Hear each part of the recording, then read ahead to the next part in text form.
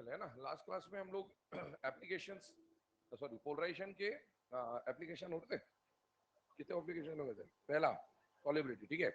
आइए एप्लीकेशंस की बात कर रहे थे। एप्लीकेशन में जो सेकंड नंबर का एप्लीकेशन हम लोगों को पढ़ना है, पहला एप्लीकेशन हम लोगों ने पढ़ा था सॉल्युबिलिटी, और दूसरा एप्लीकेशन जो हम लोगों को पढ़ना है वो एप्लीकेशन आ जाता है बेटा कलर इंटेंसिटी, ठीक है।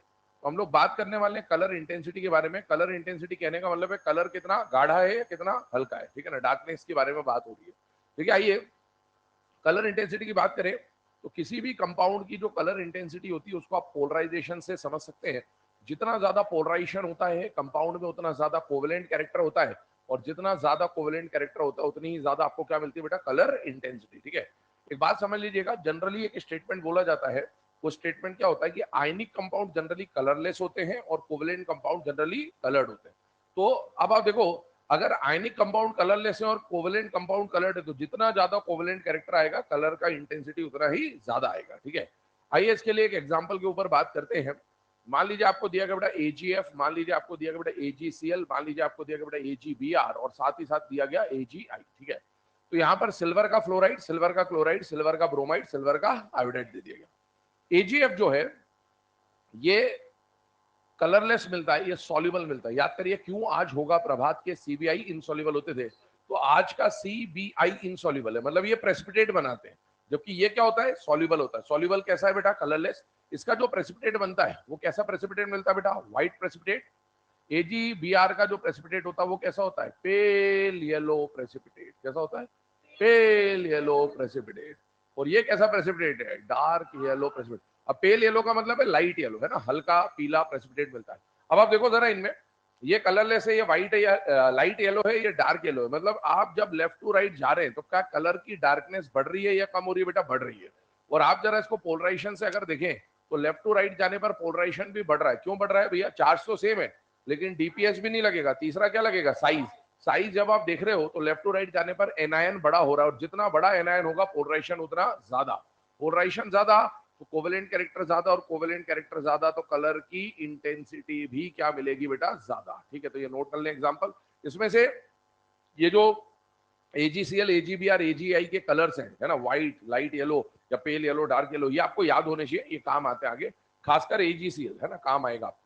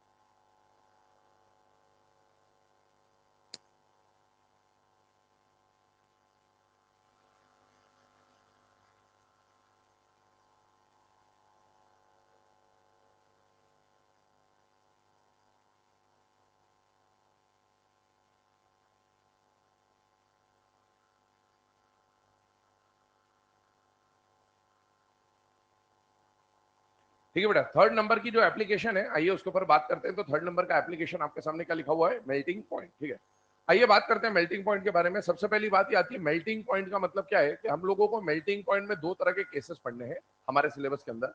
एक तो कंपाउंड्स का मेल्टिंग पॉइंट और एक एलिमेंट्स का मेल्टिंग पॉइंट। अभी जो हम मेल्टिंग पॉइंट पढ़ने वाले हैं, ये किसका मेल्टिंग पॉइंट है बेटा, कंपाउंड्स का मेल्टिंग पॉइंट है। ठीक है ना, एलिमेंट मतलब सोडियम पोटेशियम, इनके मेल्टिंग पॉइंट पढ़ने पर वो जब हम ब्लॉक्स पढ़ेंगे उसके अंदर आएगा। तो अभी कंपाउंड्स के मेल्टिंग पॉइंट की बात करें तो जनरली एक बात बताओ, आयनिक कंपाउंड और कोवेलेंट कंपाउंड में से ज्यादा स्ट्रॉन्ग अट्रैक्शन किसमें होता है, आयनिक में।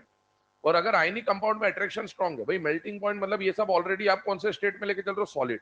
सॉलिड है, सॉलिड से पिघला के आपको क्या करना है, इनको लिक्विड मेल्ट करना है। ठीक है ना, तो आयनिक कंपाउंड और कोवेलेंट कंपाउंड में से आयनिक का इंटरेक्शन ज्यादा पावरफुल होता है, और आयनिक का इंटरेक्शन पावरफुल है तो आयनिक को मेल्ट करना आसान होगा कि मुश्किल होगा, मुश्किल। और इसीलिए आयनिक कंपाउंड का मेल्टिंग पॉइंट जनरली क्या होता है, ज्यादा, और कोवेलेंट कंपाउंड का मेल्टिंग पॉइंट क्या होता है, कम। लेकिन चार ऐसे कोवेलेंट कंपाउंड्स आपको दिख रहे हैं, डायमंड, नॉर्बाइड, कार्बोरेंडम और सिलिका। ये चार ऐसे कोवेलेंट कंपाउंड हैं जिनका मेल्टिंग पॉइंट आयनिक कंपाउंड से भी ज्यादा होता है। मतलब ये चारों यहां पर आते हैं, आयनिक कंपाउंड से भी ज्यादा मेल्टिंग पॉइंट किनका होता है, डायमंड, नॉर्बाइड, कार्बोरेंडम, सिलिका। जिनमें से सिलिका हम लोग ऑलरेडी पढ़ चुके हैं, याद करिए सिलिका का जो स्ट्रक्चर बनाया था, क्या उसमें 8 मेंबर रिंग बन रही थी कि नहीं बन रही थी, बन रही थी। और वो स्ट्रक्चर मोनोमेरिक था या पॉलीमेरिक था, पॉलीमेरिक। और डायमंड का भी मेरे हिसाब से सबको पता है, कार्बन और है ना, कार्बन के एलोट्रॉप जब पढ़ते हो तो डायमंड और ग्राफाइट पढ़ते हो, तो डायमंड में ये चेन रुकती नहीं है, चलती जाती चलती जाती चलती जाती, मतलब ये इनफाइनाइट चेन होती है। तो ध्यान सुनना, जैसे डायमंड की चेन इनफाइनाइट है, सिलिका की चेन हम पढ़ चुके हैं इनफाइनाइट है, वैसे नॉर्बाइट और कार्बोरेंडम भी जो होता है आपके सिलेबस में नहीं है, लेकिन इनकी भी चेन क्या होती है बेटा, इनफाइनाइट होती है। ठीक है, तो इन ये है तो कोवेलेंट। देखो कार्बन कार्बन में कैसा बॉन्ड है, कोवेलेंट। सिलिका जब अपन ने बनाया था तो SiO SI में कौन सा बॉन्ड बनाया था, कोवेलेंट। है तो ये कोवेलेंट, लेकिन इनका स्ट्रक्चर मोनोमेरिक नहीं है, कैसा है, पॉलीमेरिक। और हल्का फुल्का पॉलीमेरिक नहीं है, जायंट पॉलीमेरिक, मतलब चलते ही जाता है स्ट्रक्चर, खत्म होने का नाम ही नहीं लेता। और इसीलिए इनके अगर मुझे इसको पिघलाना है तो मेरे को बहुत सारे बॉन्ड्स को तोड़ना पड़ेगा, और बहुत सारे बॉन्ड्स को तोड़ना पड़ेगा तो ऑब्वियसली उसके लिए एनर्जी या टेम्परेचर की रिक्वायरमेंट ज्यादा होगी। और इसीलिए इनका जो मेल्टिंग पॉइंट है वो नॉर्मल आयनिक कंपाउंड के मुकाबले भी आपको क्या मिलता है, ज्यादा। तो ध्यान रखना, वैसे तो नॉर्मली आयनिक और कोवेलेंट में से आयनिक का मेल्टिंग पॉइंट ज्यादा है, लेकिन डायमंड, नॉर्बाइट, कार्बोरेंडम, सिलिका अगर आ जाते हैं तो इनका मेल्टिंग पॉइंट आयनिक कंपाउंड से भी ज्यादा है। अच्छा, एक और बात बताइए, सिलिका में SiO2 का हाइब्रिडाइजेशन कितना होता है, सिलिकॉन का हाइब्रिडाइजेशन कितना होता है, sp3। डायमंड में कार्बन अभी 4 से जुड़ा हुआ था, sp3। वैसे ही ध्यान रखना, ये जो चारों है ना, इन चारों का हाइब्रिडाइजेशन sp3 ही होता है ना, ये सब टेट्राहेड्रल ही होते हैं। कभी पूछ लिया जाए नॉर्बाइट और कार्बोरेंडम तो सब sp3 हाइब्रिड है। अब देखो अगला केस क्या आता है, ये तो हमने कोवेलेंट और आयनिक की कंपैरिजन कर लिया। मान लो आपको एग्जाम में बहुत सारे आयनिक आयनिक आयनिक आयनिक आयनिक कंपाउंड्स ही दे दिए, ढेर सारे आयनिक आयनिक दे दिए। भैया एक आयनिक होता है, एक कोवेलेंट होता है, तो आप बोल देते आयनिक का मेल्टिंग पॉइंट ज्यादा। लेकिन मान लो 4 केस दिए, चारों आयनिक आयनिक आयनिक आयनिक है, तो अब उनमें से कौन ज्यादा और कौन कम, उसको कैसे पहचाने, तो उसके लिए हम लोग केस पढ़ रहे हैं। केस क्या है कि बेटा आयनिक कंपाउंड सॉलिड स्टेट में लैटिस बना के रहते हैं, क्या बना के रहते हैं, लैटिस, क्रिस्टल लैटिस, है ना। तो सारा खेल, अब मुझे बताओ अगर लैटिस स्ट्रॉन्ग है तो बताइए उसको पिघलाना आसान होगा कि मुश्किल होगा, मुश्किल। और मुश्किल काम को कराने के लिए एनर्जी क्या लगेगी, ज्यादा। तो लैटिस एनर्जी ज्यादा होने का मतलब है लैटिस मजबूत है, और लैटिस मजबूत है तो उसका मेल्टिंग पॉइंट भी क्या होगा, ज्यादा। लेकिन अब देखो यहाँ पर सारा खेल आता है बेटा कॉमन आयन का। अगर जो क्वेश्चन आपको दिया उसमें कॉमन आयन ग्रुप 1 का कैटायन हो, जैसे लिथियम, सोडियम, पोटेशियम, रुबिडियम में से कोई कॉमन आयन हो, और या फिर या तो कॉमन आयन ग्रुप 1 का कैटायन हो, और या फिर कॉमन आयन हकन ऑफ हो, कौन हो, हकन ऑफ, हकन ऑफ, ठीक है, इस तरह से याद करेंगे। तो कॉमन आयन या तो ग्रुप 1 का कैटायन हो, या कॉमन आयन कौन हो बेटा, हकन ऑफ के एनायन, ठीक है ना, hydride, carbide, nitride, oxide, fluoride. तो अगर ये कॉमन आयन है तो ऐसे क्वेश्चन को आपको किससे सॉल्व करना है बेटा, लैटिस एनर्जी से। और हमने क्या बोला है, मेल्टिंग पॉइंट और लैटिस एनर्जी एक दूसरे के क्या आएंगे बेटा, डायरेक्टली प्रोपोर्शनल। लेकिन अगर कॉमन आयन ग्रुप 1 या हकन ऑफ के अलावा किसी और का आ जाए, कोई और कॉमन आयन आ जाए, तो फिर उस केस को आप लैटिस एनर्जी से सॉल्व नहीं करेंगे, उस केस को आप किससे सॉल्व करेंगे बेटा, पोलराइजेशन से। अब मुझे बताओ, अगर किसी का पोलराइजेशन कम है तो उसका कोवेलेंट कैरेक्टर भी कम होगा, कोवेलेंट कैरेक्टर कम होगा तो आयनिक कैरेक्टर, और अगर आयनिक कैरेक्टर ज्यादा है तो बताइए आयनिक कंपाउंड का मेल्टिंग पॉइंट ज्यादा होता है या कम होता है, ज्यादा। तो melting point will be directly proportional to ionic character. या फिर ऐसा बोलते हैं, अगर मुझे सिर्फ पोलराइजेशन की बात करनी है तो melting point will be inversely proportional to polarisation. लेकिन ये कब लगाना है, जब कॉमन आयन ग्रुप 1 और हकन ऑफ का ना हो। अगर ग्रुप 1 या हकन ऑफ का हो तो लैटिस से सॉल्व करेंगे, और अगर उसके अलावा कोई कॉमन आयन हो तो इससे सॉल्व करेंगे। अब देखिए कहने का मतलब क्या है, एग्जाम्पल के थ्रू समझते हैं। मान लीजिए आपको एग्जाम्पल दिया गया NaF MgF2 AlF3, ठीक है, और आपको बोला इसका मेल्टिंग पॉइंट निकालना है। सबसे पहले मुझे बताइए इसमें कॉमन आयन कौन है, कौन है, नाम बोलो इसका। Sodium, fluoride, magnesium, aluminium. Common ion कौन हुआ, फ्लोराइड। फ्लोराइड आयन का फॉर्मूला क्या होता है, F पे -1, ठीक है। अच्छा मुझे बताओ ये कॉमन आयन ग्रुप 1 या हकन ऑफ में से है या नहीं है? अगर ग्रुप 1 या हकन ऑफ में से तो क्या यूज करोगे, लैटिस एनर्जी। तो पहले मैं इनके लैटिस एनर्जी का ऑर्डर बनाऊंगा, और एक बार लैटिस एनर्जी का ऑर्डर आ गया तो जो ऑर्डर लैटिस एनर्जी का वही ऑर्डर मेल्टिंग पॉइंट का हो जाएगा, क्योंकि दोनों डायरेक्टली प्रोपोर्शनल है। अब मुझे बताओ लैटिस एनर्जी का पहला फैक्टर क्या होता है, एनर्जी का फैक्टर क्या होता है, फिजिक्स याद करो, चार्ज और साइज। पहला फैक्टर क्या देखते हैं, चार्ज। मुझे बताओ इस पे कितना है, +1, इस पे कितना है, +2, इस पे कितना है, +3। क्या चार्ज बढ़ रहा है या कम हो रहा है, बढ़ रहा है। और अगर चार्ज बढ़ रहा है तो इसका मतलब है लैटिस एनर्जी बढ़ जाएगी, और लैटिस एनर्जी बढ़ जाएगी तो मेल्टिंग पॉइंट भी बढ़ जाएगा, ठीक है। आगे बढ़ते हैं, सेकंड नंबर के केस के ऊपर आते हैं। मान लीजिए आपको दिया गया बेटा NaCl, मान लो आपको दिया गया MgCl2, मान लो आपको दिया गया बेटा AlCl3, और आपको बोला मेल्टिंग पॉइंट निकालना है। सबसे पहले कॉमन आयन देखा तो कौन आ रहा है, क्लोराइड। अच्छा क्लोराइड ग्रुप 1 और हकन ऑफ में है या नहीं है, नहीं है। इसका मतलब इसको लैटिस से सॉल्व करेंगे, पोलराइजेशन से, पोलराइजेशन। तो यहाँ पर आपको लगाना पड़ेगा पोलराइजेशन। अच्छा पोलराइजेशन अगर अगर लगाते हैं तो यहाँ पर हमने लिखा पोलराइजेशन और फिर क्या लिख दिया बेटा, मेल्टिंग पॉइंट, ठीक है ना। अच्छा पोलराइजेशन और मेल्टिंग पॉइंट डायरेक्टली या इनवर्सली, इनवर्सली। अच्छा पोलराइजेशन का पहला फैक्टर क्या है, चार्ज। चार्ज, साइज, डीपीएस, है ना। ध्यान रखो चार्ज देखते हैं, सबसे पहले इस पे +1 है, इस पे +2 है, इस पे +3 है। क्या जब जब चार्ज बढ़ेगा पोलराइजेशन बढ़ेगा कि नहीं बढ़ेगा, बढ़ेगा। तो लेफ्ट टू राइट चार्ज बढ़ रहा है, जब जब चार्ज बढ़ेगा पोलराइजेशन बढ़ेगा, पोलराइजेशन बढ़ेगा तो मेल्टिंग पॉइंट कम हो जाएगा। तीसरे नंबर पे आते हैं, मान लीजिए आपको दिया गया LiF NaF KF RbF, और आपको बोला गया यहाँ पर मेल्टिंग पॉइंट निकालना बेटा। सबसे पहले आपने कॉमन आयन देखा, कौन आ रहा है, फ्लोराइड। क्या ये, सॉरी फ्लोराइड, हाँ फ्लोराइड ले रखा है, कॉमन आयन फ्लोराइड है। बताइए यहाँ पर क्या ये हकन ऑफ में आ रहा है कि नहीं आ रहा, आ रहा है। तो आप किससे सॉल्व करेंगे, लैटिस एनर्जी से। लैटिस एनर्जी और मेल्टिंग पॉइंट कैसे होते हैं, डायरेक्टली प्रोपोर्शनल। अच्छा लैटिस एनर्जी का ऑर्डर बनाओ तो पहला फैक्टर क्या देखोगे, चार्ज, +1 -1 +1 -1 +1 -1 +1 -1, चार सेम। फिर क्या देखते हैं, radius, left to right radius बढ़ रहा है। अगर रेडियस बढ़ेगा तो एनर्जी कम हो जाती है, तो एनर्जी कम हो रही है, और जो ऑर्डर एनर्जी का है वही मेल्टिंग पॉइंट का आ जाएगा। अगले नंबर पे मान लो आपको दिया गया बेटा CaCl2 FeCl2 और FeCl3, और आपको बोला मेल्टिंग पॉइंट का ऑर्डर बनाना है। मुझे बताइए इसमें कॉमन आयन कौन दिख रहा है, क्लोराइड। अच्छा क्लोराइड हकन ऑफ में आता कि नहीं आता, नहीं आता। तो आप किससे सॉल्व करेंगे, पोलराइजेशन से। अब मुझे बताइए पहले अपन इनके लिए किसका ऑर्डर बनाएंगे, पोलराइजेशन का, और फिर किसका ऑर्डर बनाएंगे, मेल्टिंग पॉइंट का। और मुझे बता ना पोलराइजेशन में पहला फैक्टर क्या देखते हैं, चार्ज, +2 +2 +3। अच्छा एक बात बताओ इसका नाम क्या है, इसका नाम क्या है, इसका नाम क्या, इसका नाम क्या है? यहाँ पर आयरन है दोनों, तो अपन इसको बोल सकते हैं आयरन 2 क्लोराइड और आयरन 3 क्लोराइड, एक तो ये बोल सकते हैं।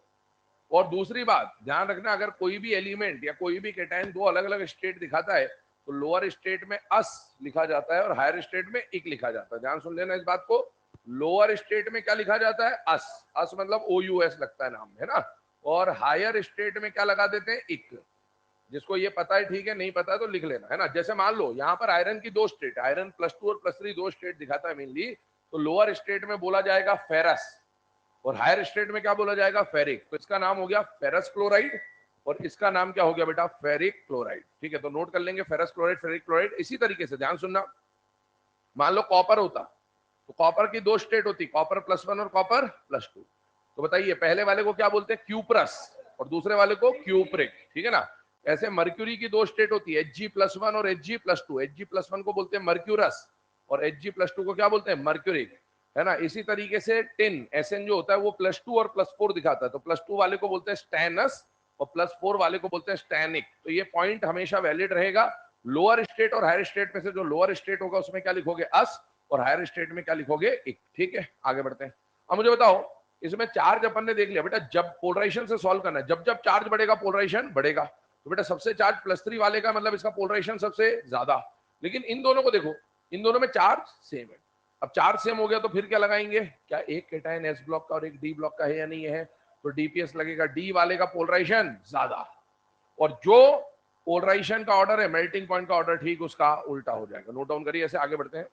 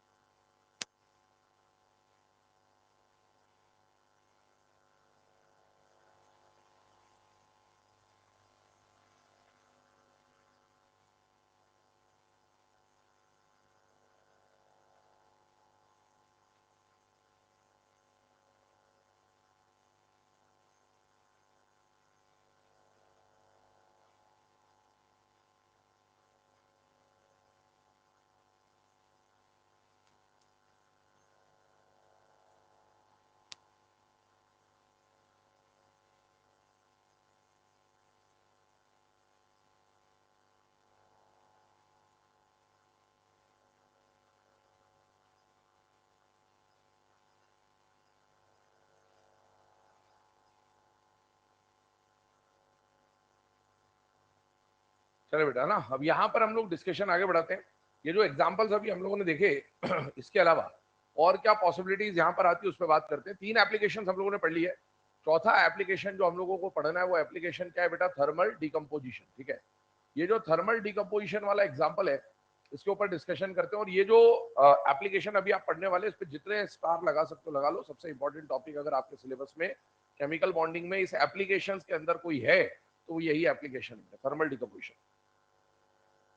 देखो, इससे पहले जो हमने मेल्टिंग पॉइंट वाला केस पढ़ा ना, मेल्टिंग पॉइंट वाला हमने सिलेबस में टॉपिक इसलिए पढ़ लिया, लेकिन आपको ये पता होना चाहिए कि इस पे से क्वेश्चन आते नहीं। आप पिछले 10-15 साल के जब पेपर उठा के देखेंगे तो आपको मुश्किल से एक आध क्वेश्चन मेल्टिंग पॉइंट का मिलेगा। तो ये उतना ज्यादा इंपॉर्टेंट टॉपिक नहीं था मेल्टिंग पॉइंट। लेकिन हाँ, अब जो ये सेकंड नंबर का टॉपिक हम लोग देख रहे हैं thermal decomposition, very important topic, बहुत सारे क्वेश्चन इसके ऊपर पूछे जाते हैं। ठीक है, अब आइए इसके ऊपर डिस्कशन करते हैं पहले कि थर्मल डिकम्पोजिशन क्या बताता है।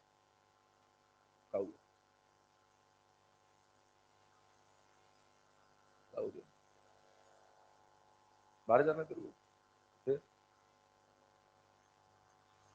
बाहर क्या देखना है? जाने के बाहर तेरे को क्या देख रहा बताओ ना। भैया तेरे को देख रहे तो भैया को देख लेगा है। थर्मल डिकम्पोजिशन की बात कर रहे हैं, ठीक है ना, सुनना ध्यान से। थर्मल डिकम्पोजिशन की कहानी क्या है, आइए उसको समझते हैं। एक्चुअल में टॉपिक सबसे इंपॉर्टेंट टॉपिक क्यों है उसके बारे में बताता हूं आपको। यहाँ पर इस टॉपिक के अंदर हम लोग अब रिएक्शंस पढ़ने वाले, ठीक है। अब रिएक्शंस वो पार्ट होता है जनरली जिसको देखकर बच्चा घबराता है, ठीक है। खासकर इनऑर्गेनिक केमिस्ट्री, ऑर्गेनिक केमिस्ट्री में जैसे रिएक्शन चालू हुआ तो जैसे अंदर से बिल्कुल है ना दिल थरथरा जाता है, कांप जाता है बिल्कुल कि अब क्या होगा हमारा, ठीक है। तो ये उनमें से पहला पार्ट आ रहा है जहां पर आप रिएक्शंस की शुरुआत कर रहे हैं, थर्मल डिकम्पोजिशन। और देखो, रिएक्शन से डरने का नहीं, घबराने का नहीं। यहाँ जितनी भी रिएक्शन आप पढ़ोगे सब आपने क्लास 10th में पढ़ी है, अगर आपने पढ़ी हो तो, ठीक है। हाँ ये टर्म्स एंड कंडीशन अप्लाई वाली बात है। सब आपने 10th में पढ़ा होता है। आप जाके 10th की एनसीईआरटी उठा लेंगे तो सारी चीजें आपको जो मैं बताऊंगा लाइन से मिल जाएंगी आपको, ठीक है। पर खैर, अब 10th में अपन एक एग्जाम्पल पढ़ते थे, यहाँ पर अपन उसी एक एग्जाम्पल को 10 एग्जाम्पल में कन्वर्ट कर देंगे, बस होता इतना ही है, बाकी है वही बात, ठीक। अब सुने, ये जो थर्मल डिकम्पोजिशन है ये बहुत सिंपल टॉपिक है ना। रिएक्शन आपको याद करनी है लेकिन रिएक्शन बहुत सिंपल है। पहले मैं आपको बता देता हूँ कैसे क्या कंडीशन है। रिएक्शंस को याद करने के लिए एक ही तरीका है, वो है रिएक्शंस को लिख के दीवारों पे चिपका लेना। जब सिलेबस खत्म हो जाएगा आईओसी और ओसी का, क्योंकि रिएक्शन इन दोनों में ही मिलेगी आपको, तो होता क्या है, जैसे आप फिजिक्स के या बायो के एग्जांपल्स या फॉर्मूले लिख के पेस्ट कर लेते ताकि याद हो जाए इजीली, वैसे रिएक्शंस को भी याद करने का जो तरीका है एक ही तरीका, वो तरीका ये कि आपको कंटिन्यूअसली रिएक्शंस को रिवाइज करना होता है, ठीक है। और रिएक्शंस को रिवाइज करने के लिए अगर आप सोचोगे कि मैंने कॉपी में लिख लिया और मैं इसको रिवाइज कर लूंगा, तो नहीं करूंगा, मान लेना, ठीक है, नहीं होता ऐसा। आपने पीरियोडिक टेबल कॉपी में लिखा हुआ है ना, पढ़ते हुए कब से पढ़ रहे हो, अप्रैल से पढ़ रहे हो, अभी आ गया ये मई खत्म हो गया, जून आ गया, अभी तक कितनी बार आप वहां तक वापस पहुंचे होंगे आपको ही पता है, ठीक है। मेरे को तो बहुत अच्छे से पता है। तो आप अगर सोचेंगे कि यहाँ रिएक्शन लिख लिया आपने और इसको आप बार बार रिवाइज कर लोगे, जो कि इसके लिए बहुत जरूरी है, तो आप कॉपी में रिवाइज नहीं कर पाओगे, ये फैक्ट है, ये मान लेना। और इसीलिए रिएक्शंस को यहाँ लिखने के बाद घर पे जाके एक बार लिख लेना, या फिर वो कॉपी ले जाके जेरोक्स करा के बड़ा सा प्रिंट आउट निकलवा के लगवा लेना, जो करना हो, किसी को समोसे कचौरी खिलवा के लिखवा लेना, कैसे भी कर लेना, लिखवा लेना। रिएक्शंस आपके दीवारों पर होनी चाहिए। किसी की दीवार भर चुकी हो, जैसे तो लगता नहीं है ना, खाली है ना। किसी की भर चुकी हो तो ऐसे छत पे चिपका लेना, वरना जो शौचालय हो रूम का उसके दरवाजे के पीछे चिपका लेना, दिन में 2-4 बार तो वहां भी जाओगे, है ना। हाँ, तो अपने को दिन में रिएक्शन 1-2 बार अपनी नजरों से घूम जानी चाहिए, मतलब कहने का मतलब ये। और 2-4-10 दिन तक अगर लगातार आंखों के सामने से रिएक्शंस निकल जाएंगे ना, तो अपने को चीजें समझ में आने लगेंगी, ठीक है। अब पहले मैं आपको बता देता हूँ, देखो रिएक्शन जब मैं यहाँ पर पढ़ाऊंगा तो रिएक्शंस आपको समझ में भी आ जाएंगी, याद भी हो जाएगी, सब कुछ हो जाएगा, उसमें कोई परेशानी नहीं है। यहाँ क्लास में आपको रिएक्शन याद हो जाएगी, समझ आ जाएगी। लेकिन देखो, याद तो क्लास में हो जाएगा, सब समझ आ जाएगा, लेकिन इसको याद रखना आपको 5 मई तक, है ना। वो मुश्किल काम होता है। क्लास में सब समझ आएगा, हो सकता है आपको 2 दिन तक याद रह जाए, 3 दिन तक याद रह जाए, 4 दिन तक, और उसके बाद तो भूल ही जाओगे अगर अपन ने उसको रिवाइज नहीं किया। और उसको रिवाइज करने में मुश्किल से 5 मिनट लगेंगे, ठीक है। जितनी रिएक्शंस बताई जाएंगी, अभी तो ये टॉपिक चलेगा आज और अगले लेक्चर में, पर आपको मुश्किल से इसमें 5 मिनट लगेगा पूरा रिवाइज करने में। और वो 5 मिनट आपको शुरू के 8-10 दिन तक लगातार देने, अगर उतना दे दिया तो आपका एक बहुत इंपॉर्टेंट टॉपिक कवर हो जाएगा। क्योंकि यहाँ जितनी रिएक्शंस आप पढ़ोगे ना, ये सारी रिएक्शन आगे ब्लॉक्स में कहीं ना कहीं वापस से काम आएंगी रिपीट मोड में, ठीक है। चलिए आइए बात करते हैं। सबसे पहली बात, थर्मल डिकम्पोजिशन जो है ना, इस टॉपिक को एक और नाम दिया जाता है कई बार, और वो नाम होता है बेटा हीटिंग इफेक्ट। क्या नाम दिया जाता है? हीटिंग इफेक्ट, ठीक है। थर्मल, थर्म मतलब क्या होता है बेटा, हीट ही होता है।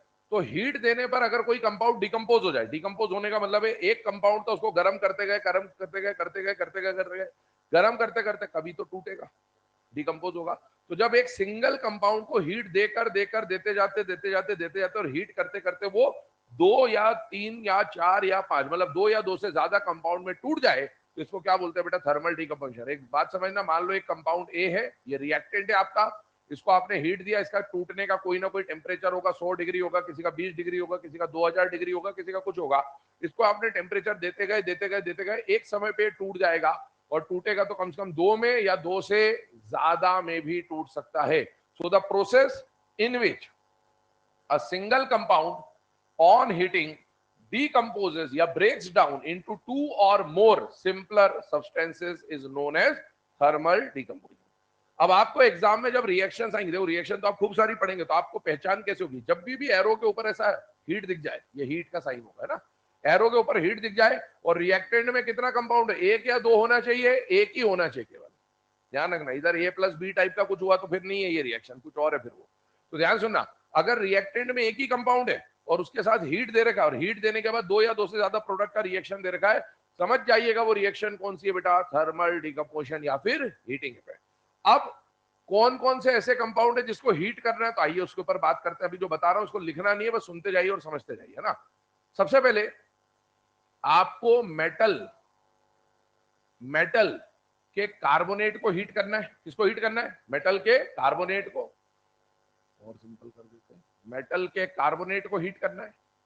दूसरा आपको मेटल के बाय कार्बोनेट को हीट करना है। तीसरा आपको मेटल के हाइड्रोक्साइड को हीट करना है।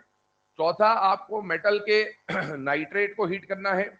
पांचवा आपको मेटल के सल्फेट को हीट करना है। छठा आपको मेटल के क्लोराइड को हीट करना है और सातवां आपको अमोनियम सॉल्ट्स को हीट करना है। ये 7 कैटेगरी है आपके पास, ठीक है। अब इन 7 में किसी में अपन 2 एग्जांपल लिखेंगे, किसी में 4 लिखेंगे, किसी में 1 लिखेंगे, कुछ लिखेंगे, वैसे बहुत सारी रिएक्शन इकट्ठी हो जाएंगी, ठीक है। मतलब मेन यही 7 है। अब देखो, जब आप किसी भी, ये देखो इनमें से 7 में से जो शुरू की 6 रिएक्शन है ये मेटल के सॉल्ट है। क्या है, मेटल के सॉल्ट। सॉल्ट का मतलब क्या, याद करो, alum is a double salt. उस समय पे मैंने बोला सॉल्ट का मतलब क्या होता है, ऐसे कंपाउंड जिसमें कैटायन और एनायन दोनों होते हैं ना, उसको क्या बोलते हैं, सॉल्ट। तो ये जो शुरू के 6 है ना, इनको अपन क्या बोल रहे हैं, मेटल सॉल्ट। मेटल सॉल्ट कहने का मतलब इनमें कैटायन कौन है, मेटल, और एनायन कोई ना कोई है, तो इनको क्या बोलते हैं बेटा, मेटल सॉल्ट। और इसमें कैटायन मेटल है कि अमोनियम है, अमोनियम, तो इसको क्या बोलेंगे, अमोनियम सॉल्ट, या एनायन कोई ना कोई होगा इसके साथ, ठीक है। तो शुरू के 6 मेटल सॉल्ट, 7वां अमोनियम सॉल्ट। ये अमोनियम सॉल्ट को अभी अपन साइड कर देते हैं, क्योंकि अपने को अभी जो डिस्कशन करना है कॉमन पार्ट, वो किसके बारे में, मेटल सॉल्ट। अब जरा इन 6 को देखो, 6 के 6 मेटल सॉल्ट है। इनमें से मैं बोलूं कि मेटल के ऑक्सीजनेटेड सॉल्ट ढूंढने, कौन से ढूंढने, ऑक्सीजनेटेड सॉल्ट। ऑक्सीजनेटेड सॉल्ट के अंदर ये नहीं आएगा। तो क्या आपको समझ में आ रहा है कि शुरू के 5 जो हैं वो मेटल के ऑक्सीजनेटेड सॉल्ट। ऑक्सीजनेटेड सॉल्ट कहने का मतलब क्या है, मेटल के साथ जो एनायन है, एनायन में कौन हो, ऑक्सीजन। उन सबके एनायन में कोई ना कोई एलिमेंट तो है, पर साथ में ऑक्सीजन भी है। यहाँ भी ऑक्सीजन है, यहाँ भी ऑक्सीजन है, यहाँ भी ऑक्सीजन है, यहाँ भी ऑक्सीजन है, यहाँ भी ऑक्सीजन। तो अभी जो हम लोग हीटिंग इफेक्ट पढ़ेंगे, एक कॉमन जनरल फिनोमिना बता रहा हूं आपको, और उसमें हम लोग किसके हीटिंग को पढ़ रहे हैं, मेटल के ऑक्सीजनेटेड सॉल्ट्स को, ठीक। अब देखो, मेटल का जो ऑक्सीजनेटेड सॉल्ट है ना, इसको जब हम हीट करेंगे, मेटल का जो ऑक्सीजनेटेड सॉल्ट है, इसको जब हम हीट करेंगे तो क्या क्या पॉसिबिलिटीज आ रही हैं। सबसे पहले जो ऑक्सीजन होगा वो मेटल पे अटैक करेगा। किस पे अटैक करेगा, मेटल। भाई आप इसको एक को हीट करोगे तो यहां पर कम से कम 2 या 2 से ज्यादा प्रोडक्ट बनेंगे, ठीक है। तो सबसे पहला काम क्या करना है, ऑक्सीजन का अटैक किस पे होगा, मेटल पे। अगर मेटल पे ऑक्सीजन अटैक करेगा तो मेटल का क्या बनेगा, हाइड्राइड बनेगा कि ऑक्साइड बनेगा कि हाइड्रोक्साइड बनेगा, ऑक्साइड। तो जब मेटल पे ऑक्सीजन ने अटैक करा तो मेटल का क्या बनेगा, oxide, oxide, oxide, oxide, oxide, सब में, क्योंकि सबने में आपने मेटल का ऑक्सीजनेटेड सॉल्ट दे रखा, सुनते जाना भी, ठीक है। अब देखो, मेटल का ऑक्साइड तो बन गया, क्योंकि यहाँ पर डिकम्पोजिशन रिएक्शन है, तो कम से कम एक प्रोडक्ट कम से कम और मिलना चाहिए, हो सकता है एक से ज्यादा भी मिल जाए। अब आप बताओ, यहाँ पर मेटल और ऑक्सीजन को हटाकर कोई और एलिमेंट दिख रहा है क्या, कौन है, कार्बन।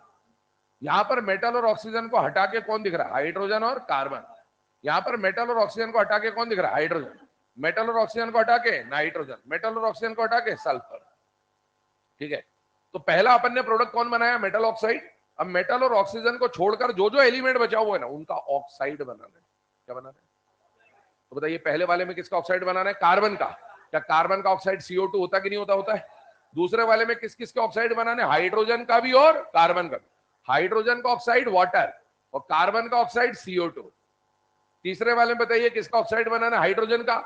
हाइड्रोजन का ऑक्साइड वाटर। चौथे वाले में बताइए किसका ऑक्साइड बनाना है, नाइट्रोजन का। नाइट्रोजन का ऑक्साइड NO2। अब नाइट्रोजन के ढेरों ऑक्साइड बनते हैं, N2O, NO, N2O3, N2O4, N2O5, NO2, ऐसे बहुत सारे बनते हैं। तो सर हमें कौन सा बनाना है, कैसे याद रखेंगे? तो बेटा यहाँ पर ये जो NO2 है ये भूरिया है, याद आ रहा है कुछ? तो जब मेटल के नाइट्रेट को हीट करोगे तो मेटल ऑक्साइड तो मिलेगा, साथ में नाइट्रोजन का ऑक्साइड मिलेगा, पर नाइट्रोजन के ढेर सारे ऑक्साइड में से कौन सा ऑक्साइड मिलेगा, भूरिया। कौन मिलेगा? हाँ। अब आगे बात करता हूं, यहां पर मेटल ऑक्साइड मिल गया और साथ में कौन मिल रहा है बेटा, सल्फर। तो सल्फर का ऑक्साइड मिलेगा। अब सल्फर के भी दो ऑक्साइड होते हैं, SO2 और SO3। यहां पर कौन मिलेगा, SO3। अब सर बाकी तो ठीक है, इसमें NO2, इसमें SO3, कैसे क्या याद करना है, ध्यान सुनो, मुझे एक बात बताना। यहां पर कितने ऑक्सीजन है?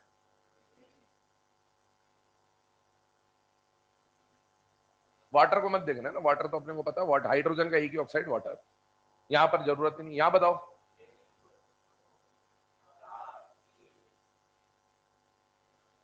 तो समझ आया?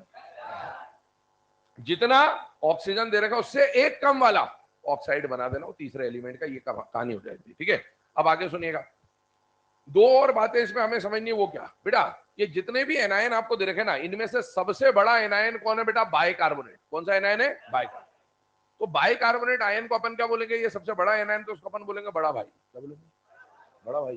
ठीक है ना, भ्राताश्री। ठीक है, तो ये जो बाइकार्बोनेट है ना, ये बड़ा आयन है बेटा। और बड़ा आयन जो है, या बड़ा भाई जो है ना, जब आप इसको हीट करने जाओगे, ध्यान सुनते हैं ना, जब आप इसको हीट करने जाओगे, कोई भी बड़ा कंपाउंड जब हीट होगा तो डायरेक्टली सबसे छोटा नहीं बनेगा, पहले वो बड़े से थोड़े छोटे में टूटेगा, फिर थोड़े छोटे के बाद और छोटे में टूटेगा। मतलब इसमें स्टेप बाय स्टेप डिकम्पोजिशन होता है।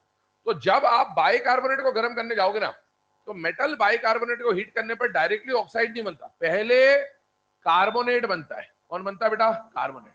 तो जब आप इसको हीट करोगे तो पहले क्या बनेगा, कार्बोनेट, क्योंकि बड़ा भाई गेट्स कन्वर्टेड इनटू छोटा भाई।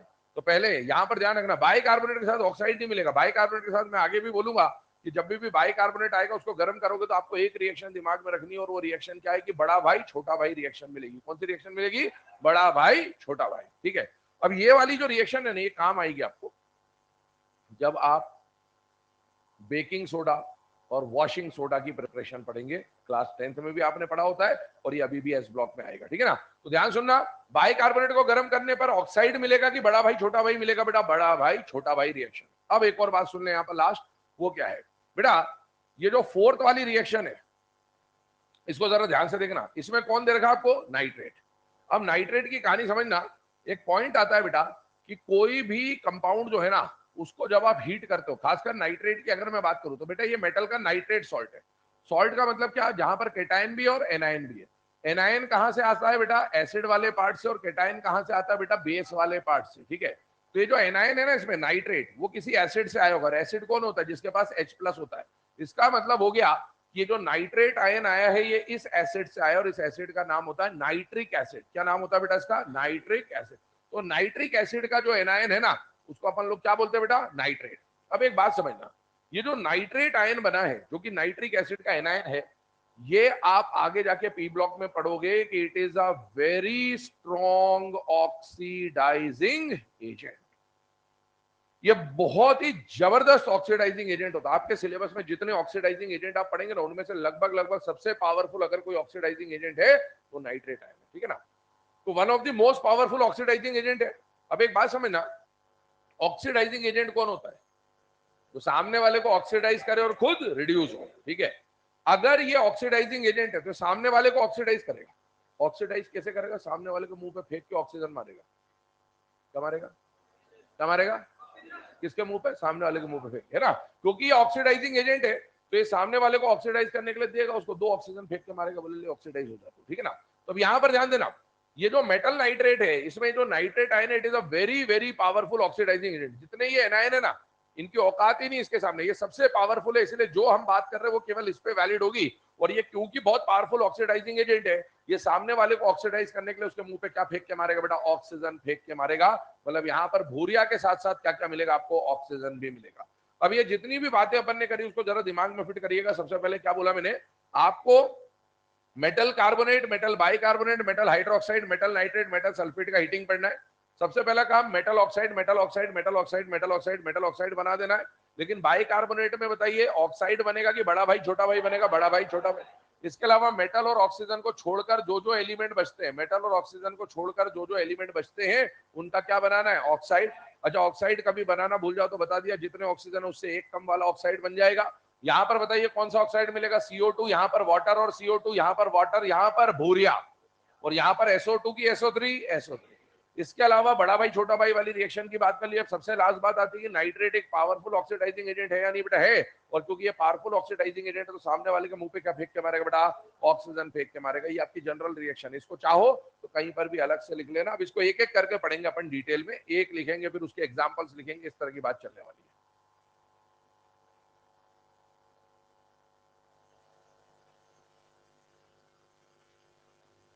और नहीं भी लिखना तो कोई परेशानी नहीं, एक एक करके आ ही जाएंगे वैसे सारी रिएक्शन, ठीक है। चले आइए, अब इसमें सबसे पहला जो रिएक्शन अपन पढ़ने वाले हैं वो सबसे पहला रिएक्शन है बेटा हीटिंग ऑफ मेटल कार्बोनेट। सबसे पहले स्टार्ट करेंगे मेटल के कार्बोनेट्स के साथ। अब देखो मेटल कार्बोनेट की बात करूं तो एक बात बताइए, क्लास 10th में आपने एक रिएक्शन पढ़ी होती है, ये रिएक्शन क्या इसका प्रोडक्ट जानते हैं, क्या प्रोडक्ट बनता बोलो, CaO प्लस CO2, बस ये रिएक्शन है। क्या ये मेटल है कि नहीं है बेटा, है। और ये मेटल का क्या है, कार्बन। मेटल कार्बोनेट को गर्म करा तो उसी मेटल का क्या मिल गया, ऑक्साइड, और साथ में क्या मिल गया, CO2। ये लिखा है मेटल कार्बोनेट को गर्म करने पर उस मेटल का ऑक्साइड मिलेगा और क्या मिलेगा बेटा, CO2, ठीक है। अब देखो यहां पर अगर मैं बात करूं तो पहली रिएक्शन क्या आ रही है कि मेटल के कार्बोनेट को जब आप गर्म करेंगे तो मेटल के कार्बोनेट को गर्म करने पर आपको उसी मेटल का क्या मिल जाएगा बेटा, ऑक्साइड। और साथ ही साथ मेटल और ऑक्सीजन के अलावा जो तीसरा एलिमेंट था वो कार्बन डाइऑक्साइड, मतलब कार्बन था, तो उसका भी क्या मिल जाएगा, ऑक्साइड। तो ये रिएक्शन क्या बन के आ जाती है कि मेटल कार्बोनेट को गर्म करने पर मेटल ऑक्साइड और CO2 मिल जाएगा। ध्यान सुनना, कुछ और बातें यहाँ पर मैं कर रहा हूँ जो समझते चलने हैं आपको, ठीक है। हमने पहली रिएक्शन लिख तो ली, लेकिन इसके अलावा इस पर क्या क्या क्वेश्चन और फ्रेम हो सकते हैं वो सुनिएगा।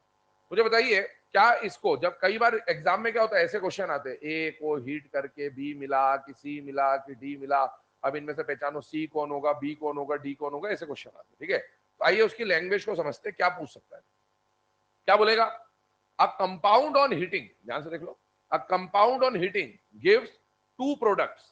क्या बोला मैंने, a compound on heating gives two product. अपने को समझ में आ रहा है, एक कंपाउंड को हीट किया तो मतलब ये थर्मल डिकम्पोजिशन पहली बार, और हीट करने पर कितने प्रोडक्ट मिले, दो। क्योंकि जब आप एक कंपाउंड को हीट करते हो तो उसी टॉपिक को क्या बोला जाएगा, थर्मल डिकम्पोजिशन। हीट देकर एक कंपाउंड को डिकम्पोज करना। अच्छा डिकम्पोज करके दो या दो से ज्यादा प्रोडक्ट मिल सकते हैं, पर इस बार आपको क्या बोला है कि compound on heating is two product. क्या वो ये रिएक्शन हो सकती है, नहीं हो सकती। अच्छा इनमें से कौन कौन हो सकता है,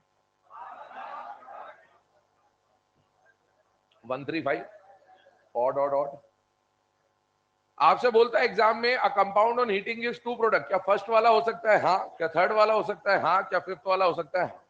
a compound on heating is three products, second और फोर्थ दोनों हो सकते हैं। अब अगला बात बताइएगा, मुझे बताइए ये जो कंपाउंड है ये ऑक्साइड है कि नहीं है, और ये ऑक्साइड है या नहीं है, कार्बन डाइऑक्साइड। मुझे बताओ ये ऑक्साइड है कि कार्बोनेट है, क्या ये ऑक्साइड है, हाँ। ये ऑक्साइड है, हाँ। ये ऑक्साइड, ये भी ऑक्साइड, ये ऑक्साइड, ये ऑक्साइड, ये ऑक्साइड नहीं है, ये तो ऑक्सीजन है।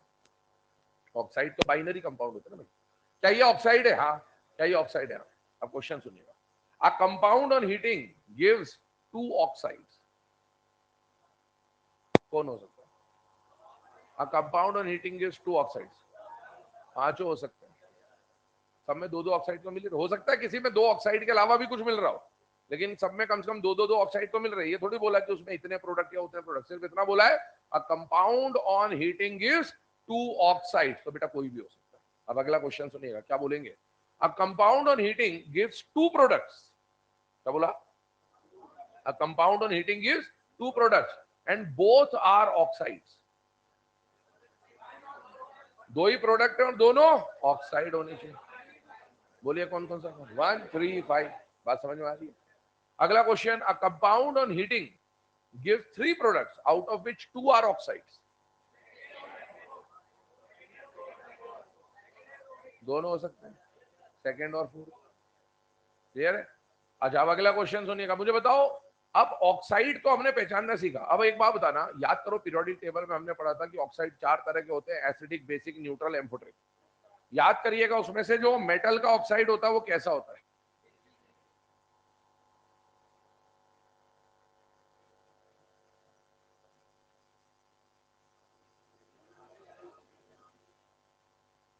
मेटल के ऑक्साइड दो तरह के हो सकते हैं, या तो मेटल का ऑक्साइड जनरली बेसिक, और जनाबे अली गैंग वाला मेटल ऑक्साइड आए तो एम्फोटेरिक। अब मुझे बताओ, यहां पर अगर मैं पूछूं कि compound on heating is 2 product, both are oxide, out of which one is basic और एम्फोटेरिक, क्या वो फर्स्ट वाला हो सकता है कि नहीं हो सकता? हो सकता है। ये बेसिक भी हो सकता है और ये एम्फोटेरिक। वो तो डिपेंड करेगा ना, जब एग्जांपल देगा तो आपको देख के पहचान में आएगा। जनाबे अली होगा तो एम्फोटेरिक लिख देंगे, नहीं होगा तो बेसिक होगा, ठीक है। पर अभी जब जनरल केस की बात कर रहे हैं तो मेटल ऑक्साइड कैसा हो सकता है? बेसिक और एम्फोटेरिक। अच्छा मुझे बताओ, CO2 का नेचर कैसा है? एसिडिक। अब मैं क्वेश्चन बोल रहा हूं, बताइएगा answer. A compound on heating gives 2 oxides, gives, है ना, प्रोडक्ट की बात नहीं कर रहा, 2 ऑक्साइड देना है कैसे भी हो, out of which one is acidic, out of which one is acidic. 2 oxide देगा, दो में से कोई एक एसिडिक होगा। बताइए फर्स्ट है कि नहीं है? सेकेंड है? थर्ड? फोर्थ? फिफ्थ? है। ये भी एसिडिक है, ये भी एसिडिक है। ये कहाँ एसिडिक है? ये तो न्यूट्रल है, पीएच। ये एसिडिक है, ये एसिडिक है ना। इसके बाद आपसे बोला कि अ compound on heating gives 2 oxides out of which one is Bhuria. ऐसा क्वेश्चन आ सकता है। क्या भूरिया पैरामैग्नेटिक ऑड इलेक्ट्रॉन है या नहीं है? है। तो इस तरह के क्वेश्चन आपसे पूछे जा सकते हैं। आइए इसको अपन एक एक करके समझते हैं। यहाँ पर सबसे पहला रिएक्शन अपन ने कौन सा ले लिया बेटा? मेटल कार्बोनेट का। मेटल कार्बोनेट को हीट करने पर क्या मिलेगा? मेटल ऑक्साइड और CO2। मुझे बताइए, मेटल का जो ऑक्साइड है, मेटल के ऑक्साइड का नेचर कैसा होता है बेटा? या तो बेसिक या फिर एम्फोटेरिक। अभी दोनों लिखेंगे क्योंकि कौन सा मेटल है पर्टिकुलरली दिया नहीं है आपको। और CO2 का नेचर कैसा हो जाएगा? एसिडिक। अब देखो इसके एग्जाम्पल देख लो पहले, फिर एक साथ लिख लीजिएगा। एग्जाम्पल की अगर मैं बात करूं तो पहला एग्जाम्पल अपन वही ले रहे हैं जो क्लास 10th में आपने पढ़ा होता है, CaCO3। मुझे बताइए, क्या ये रिएक्शन को देखकर जज करो, रिएक्शन के ऊपर डेल्टा दिख रहा, मतलब ये हीट है, और रिएक्टेंट में एक ही कंपाउंड है, मतलब एक कंपाउंड को हीट कर रहे हो, मतलब इसे बोलेंगे थर्मल डिकम्पोजिशन। और ये किसका डिकम्पोजिशन है? मेटल के कार्बोनेट का। अब याद करो, मेटल कार्बोनेट को हीट करने पर क्या मिलेगा? मेटल का ऑक्साइड, और साथ में क्या मिलेगा बेटा? Carbon dioxide. अच्छा मुझे बताओ, CaO का नेचर क्या है? क्या ये जनाबे अली गैंग में है कि नहीं है? इसका मतलब है ये बेसिक होगा। और CO2 का नेचर कैसा होगा? एसिडिक नेचर होगा। ठीक है, आगे बढ़ते हैं। सेकंड एग्जांपल पे ध्यान से देखते आएगा। मान लीजिए मैंने यहां पर लिया बेटा ZnCO3। अच्छा एक और बात सुनिए, ये जो CaCO3 है ना, इसका नाम आपको याद करना है। इसका नाम होता है लाइमस्टोन। सुना होता है आपने इस ओर का, ये ओर है, कैल्शियम की ओर है, और इसका नाम क्या बेटा? लाइमस्टोन। ZnCO3 का नाम याद है किसी को? ओर का नाम बताओ। हाँ हाँ, तो कैलामाइन। Very good. इस ओर का नाम क्या है बेटा? कैलामाइन। ठीक है ना, कैलामाइन ओर बोलते हैं इसको। तो ध्यान रखना, ऊपर वाला ओर कौन है? लाइमस्टोन। दूसरा ओर कौन है बेटा? कैलामाइन। ये याद करने नाम आपको। ये सब मेटलर्जी चैप्टर जो आपका आएगा उसमें क्वेश्चन आते हैं कि भी कैलामाइन किसकी ओर है, वो अपने को पता ही नहीं जिंक की ओर है। इसमें कोई कॉन्सेप्ट कॉन्सेप्ट काम नहीं आएगा। नाम पता तो पता, नहीं तो खत्म बात। ठीक है ना। हाँ, बेबस लाचार। अब सुने, ZnCO3 की बात करें तो क्या ये मेटल कार्बोनेट है कि नहीं है बेटा? है। मेटल कार्बोनेट को क्या कर रहे हो? हीट कर रहे हो। बताओ, मेटल के कार्बोनेट को हीट करने पर मेटल का ऑक्साइड और जो एलिमेंट बच रहा है उसका भी ऑक्साइड, तो यहां मिलेगा ZnO, साथ में CO2। क्या CO2 का नेचर एसिडिक होता कि नहीं होता? होता है। और जिंक का ऑक्साइड क्या ही जनाबे अली गैंग का है, और इसका मतलब ये कैसा होगा? एम्फोटेरिक। वेरी गुड, शानदार। आगे बढ़ते हैं तीसरे नंबर पे। मुझे बताइए, अगर आपको दिया गया यहां पर एक एग्जांपल, और वो एग्जांपल है बेटा MgCO3 dot CaCO3, MgCO3 dot CaCO3। ये भी एक कंपाउंड है। इधर देखें, ये डबल सॉल्ट है। जैसे एलम हम लोगों ने पढ़ा था, ये डॉट लग जाए मतलब डबल सॉल्ट है। ये एक सॉल्ट है, ये एक सॉल्ट है। और जब भी डबल सॉल्ट आता है हीटिंग के लिए, तो इस पे हीटिंग कैसे लगाना है, इंडिविजुअली। पहले इसको अकेला मान के हीट लगा दो, फिर इसको अकेला मान के हीट लगा दो, चलेगा। ये जो कंपाउंड आपके सामने, इसका नाम है डोलोमाइट। क्या नाम है इसका? डोलोमाइट। ध्यान रखना, ये सब ओर के नाम है, ये सब काम आएंगे आपको आगे, है ना। तो इसका नाम क्या बेटा? डोलोमाइट ओर। और अब इसमें एक एक करके हीटिंग लगाइए। बताइए MgCO3 पे अगर हीट लगाते हो तो बताइए क्या मिलेगा? MgO plus CO2। और अगले वाले पे CaCO3 पे हीटिंग लगाओगे तो क्या मिलेगा? CaO plus CO2। तो यहां पर मैंने दोनों को कॉमन करके इस तरह से लिख दिया। एक और पॉइंट पे बात करते हैं। मान लीजिए आपको दिया गया BeCO3, क्या ये मेटल का कार्बोनेट है या नहीं बेटा? है। और मेटल कार्बोनेट को हीट करने पर आपको क्या मिलता है बेटा? मेटल का ऑक्साइड प्लस CO2। मुझे बताओ क्या ये एम्फोट्रिक होगा कि नहीं होगा? होगा। अच्छा, MgO कैसा होगा? ये जनाब अली में नहीं आता बेसिक, ये जनाबी अली में नहीं आता बेसिक, ठीक है। अच्छा, ये जो BeCO3, इसके बारे में खास बात अपने को समझनी, वो क्या है? ये जितनी भी रिएक्शन में अपने हीट दिखा रखा है ना, ये सब रिएक्शन, ये नहीं, इसके आगे भी जो 7 टाइप अपने को पढ़ने होंगे उन सब में मैं बात कर रहा हूँ कॉमनली। तो उन 7 में से मैक्सिमम जो रिएक्शन होगी ना, वो 400-500 डिग्री सेल्सियस पे होगी। कितने डिग्री पे? ऐसा नहीं कि सारी, मैक्सिमम रिएक्शन 400-500 डिग्री, कोई 1000 डिग्री, कोई 700 डिग्री, ऐसा होता है। तो इनका डिकम्पोज, क्योंकि आयनिक कंपाउंड, आयनिक कंपाउंड आसानी से नहीं टूटता, तो इनका डिकम्पोजिशन टेम्परेचर बहुत ज्यादा होता है। तो ये जो BeCO3 है, इसका जो डिकम्पोजिशन टेम्परेचर है ना, ये बहुत कम है। जैसे बाकी सब 400-500 पे टूट रहा है, ये रूम टेम्परेचर पे टूट जाता है। किस पे टूट जाता है? मतलब इसकी थर्मल स्टेबिलिटी बहुत कम है, बहुत लीस्ट स्टेबल है। स्टेबल कम है तभी तो टूट गया आसानी से, है ना। तो इसके बारे में एक पॉइंट चलता है, वो हमको पता होना चाहिए। फैक्ट है कि बेरिलियम कार्बोनेट को जब भी स्टोर करते हैं ना, इसको स्टोर किया जाता है CO2 वाले एनवायरमेंट में। मतलब इसको ऐसी जगह पर रखा जाएगा जहां पर पहले से आपने कार्बन डाइऑक्साइड भर रखी है। क्यों? Le chatelier's principle. अगर मान लो, इसका कहानी समझना, मान लो मेरे को बेरिलियम कार्बोनेट को मैंने लैब में स्टोर कर रखा है, ठीक है ना, लैब में स्टोर कर रखा। मान लो एक केमिकल है, डब्बे में अपन ने क्या स्टोर कर रखा? Beryllium carbonate. और अपने को बेरिलियम कार्बोनेट की रिएक्शन करानी थी, मान लो। और किसके साथ करानी थी? किसी एक एलिमेंट या कंपाउंड X के साथ रिएक्शन करानी थी। तो रिएक्शन कराने के लिए इसको डब्बे में तो रखेंगे नहीं, बाहर निकालेंगे रिएक्शन करने के लिए। जैसे इसको आपने चम्मच से बाहर निकाला, ये तो कमरे के टेम्परेचर पर टूट गया, तो डिकम्पोज हो जाता है। इसका डिकम्पोजिशन टेम्परेचर बहुत कम है। तो बेरिलियम कार्बोनेट की रिएक्शन करानी थी X से, और जैसे ही बेरिलियम कार्बोनेट निकाला आपने, बेरिलियम कार्बोनेट तो खुद ही टूट के क्या बन गया? बेरिलियम ऑक्साइड, CO2 उड़ गया। और रिएक्शन करना X के साथ किसको था? बेरिलियम के कार्बोनेट को। रिएक्शन करके कौन चला गया? तो गड़बड़ हो जाएगा। रिएक्ट इसको करना था, रिएक्शन ये करके प्रोडक्ट जो चाहिए तो मिलेगा नहीं, कुछ और प्रोडक्ट मिल जाएगा, डिजायर्ड प्रोडक्ट मिलेगा ही नहीं आपको। तो ये तो गड़बड़ हो गया ना भाई। जिसको जिससे रिएक्शन करना वही करे तो ही ठीक है, वरना प्रोडक्ट कहां से मिलेगा? तो अब यहाँ पर कंडीशन ये आती है कि भाई बेरिलियम का कार्बोनेट जो है, इसको स्टेबल बनाना है ताकि ये टूटे ही ना। और स्टेबल बनाने के लिए क्या बात हो रही है कि भाई बेरिलियम कार्बोनेट अच्छा टूट रहा था तो किस किस में टूट रहा था? बेरिलियम के ऑक्साइड और CO2 में। अब आप इक्विलिब्रियम चैप्टर में लीच एटलियस प्रिंसिपल पढ़ते हैं कि भाई अगर मैं किसी की कंसंट्रेशन बढ़ा दूं, रिएक्शन बैकवर्ड चली आएगी। तो मैंने बेरिलियम कार्बोनेट को ऐसी जगह स्टोर कर दिया जहां CO2 भरा हुआ है। तो बेरिलियम कार्बोनेट जब टूटेगा तो Be और CO2 में बढ़ जाएगा, तो इसका कंसंट्रेशन बढ़ जाएगा, तो वापस से रिएक्शन को धक्का मार के पीछे ले आएगा।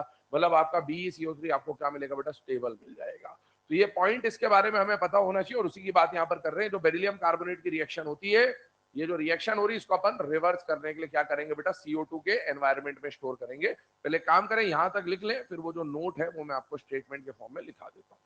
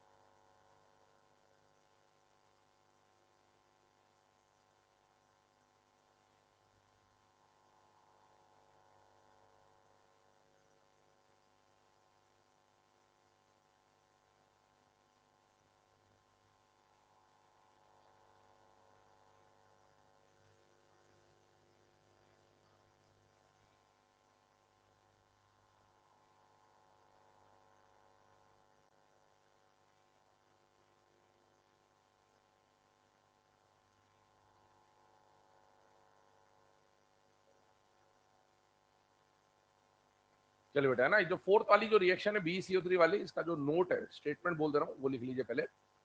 Beryllium carbonate is highly unstable, beryllium carbonate is highly unstable,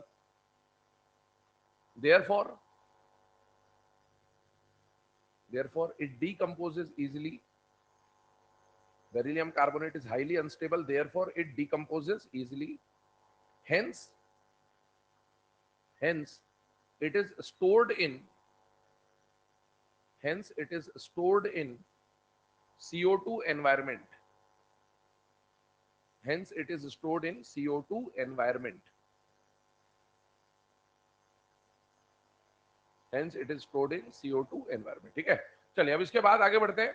ये पहला जो हीटिंग इफेक्ट है वो हमने कंप्लीट करा, और पहला हीटिंग इफेक्ट किसका था बेटा? मेटल कार्बोनेट का। अब मैं इस पे क्वेश्चन आपको करा देता हूं ताकि आपको समझ में आ जाए एग्जाम में कैसे क्या क्वेश्चन आ सकता है। लिखिएगा, a compound on heating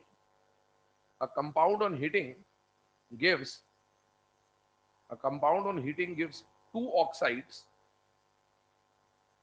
A compound on heating gives two oxides. One is amphoteric and another is acidic. One is amphoteric and another is acidic. पहला ऑप्शन लिखिए CaCO3। अगला ऑप्शन लिखिए MgCO3। अगला ऑप्शन लिखिए SrCO3। अगला लिखिए BeCO3। Correct answer is BeCO3। BeCO3 क्यों? क्योंकि ये जनाबे वाली गैंग में आ रहा है, तो इसको जब हीट करोगे तो भाई ऑप्शन में कार्बोनेट तो दे ही दिया आपको, तो आपको पता है कि चारों मेटल कार्बोनेट, और मेटल कार्बोनेट को गर्म करोगे तो क्या बनेगा? मेटल का ऑक्साइड और CO2। अब आपको CO2 तो मिल रहा है, वो तो एसिडिक होगा ही होगा, लेकिन जो BeO है उसका नेचर कैसा होता है बेटा? एम्फोटेरिक। और बाकी जितने भी केसेस है उनका नेचर कैसा होगा? बेसिक। ठीक है, चलिए आगे बढ़ते हैं अगले केस की तरफ। देखो सेकंड नंबर पे जो हीटिंग हमको पढ़नी हो, किसकी पढ़नी है बेटा? Metal bicarbonate. आइए इसके ऊपर अब डिस्कशन स्टार्ट करते हैं।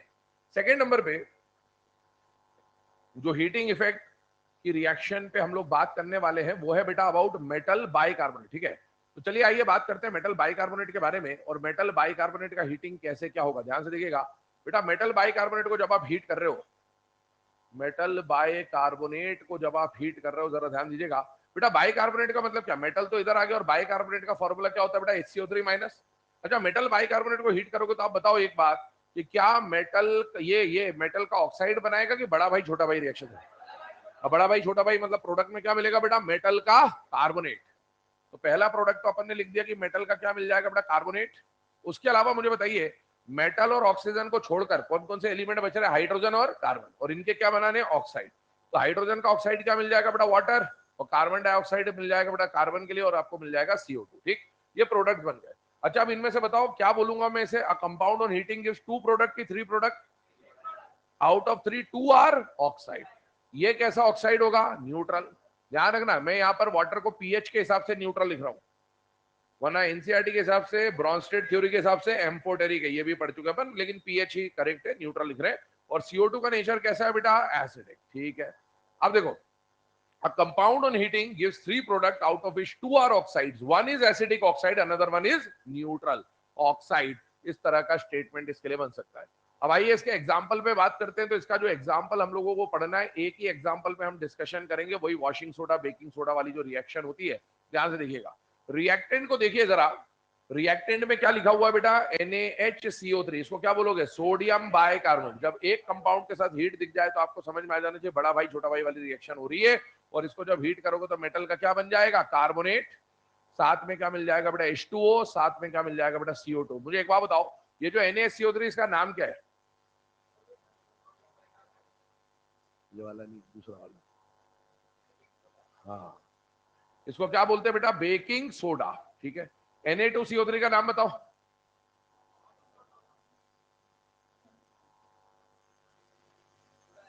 क्या बोलते हैं इसको? Soda ash. वॉशिंग सोडा कब होता है? जब Na2CO3 के साथ .10H2O लगता है।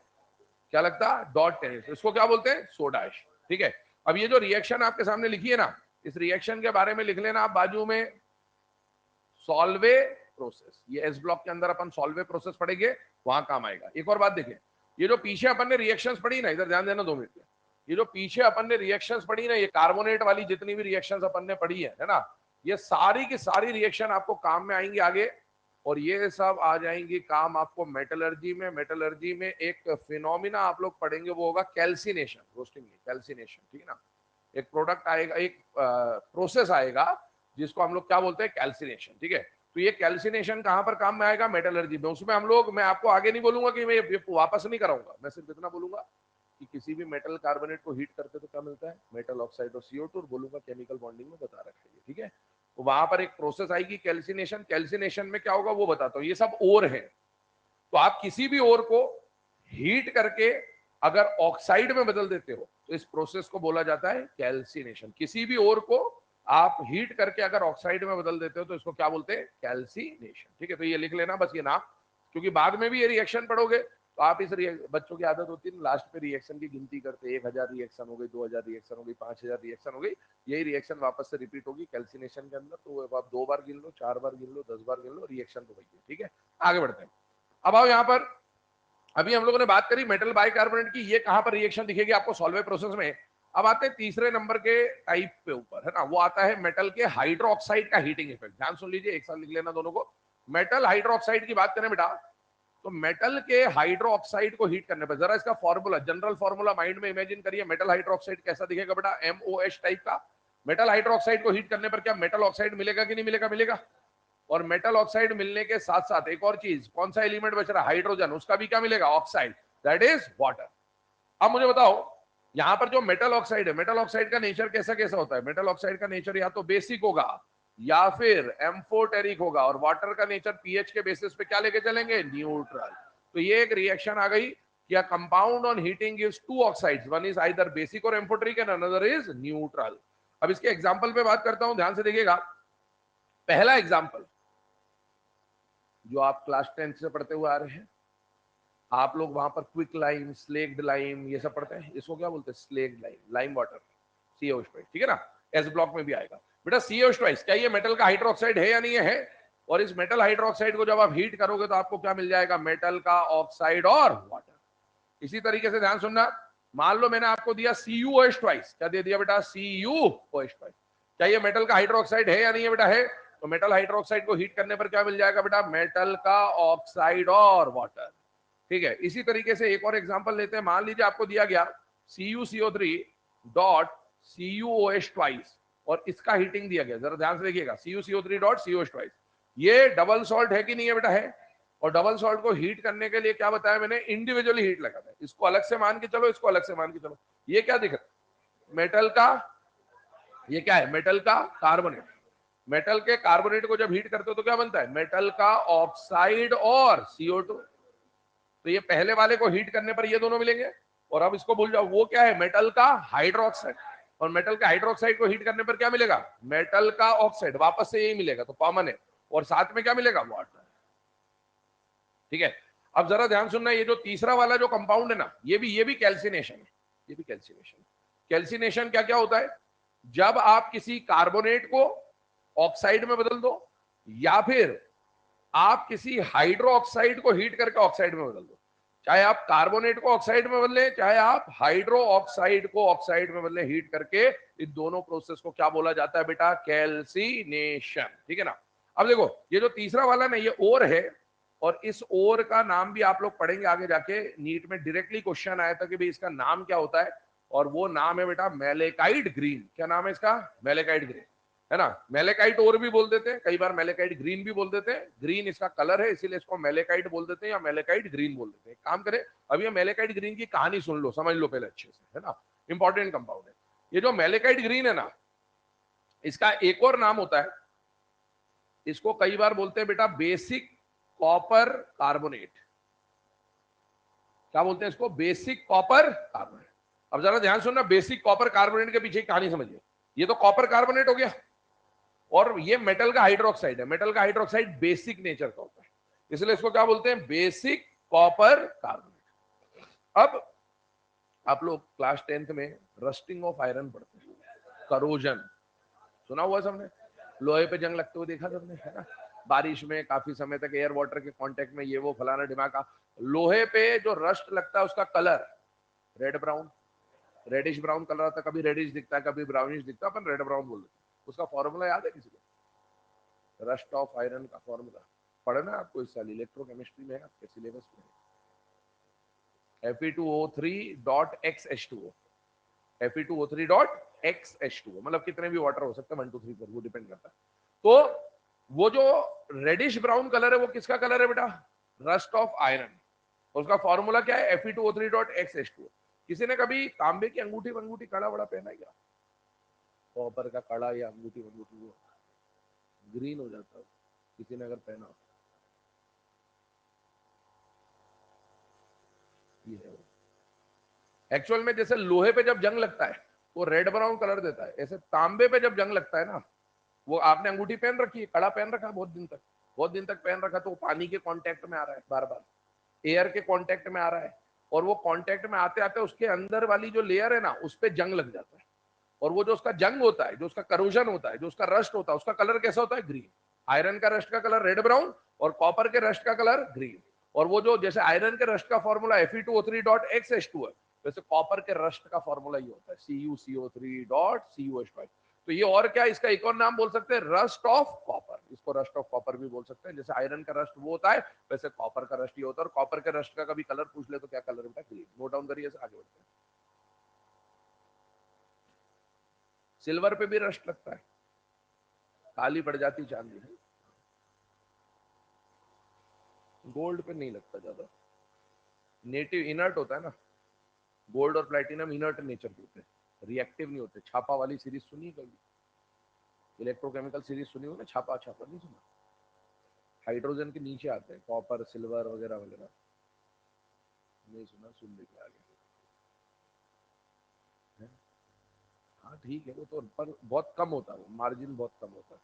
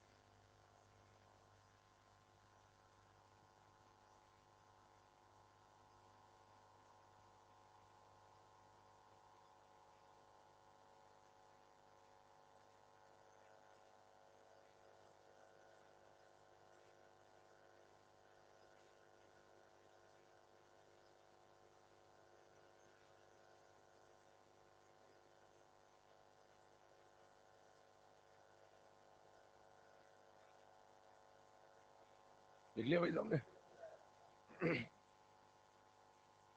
ठीक है, अभी 3 हीटिंग इफेक्ट हम लोगों ने पढ़ी। अब हम लोग बढ़ते हैं बेटा चौथे हीटिंग इफेक्ट की तरफ।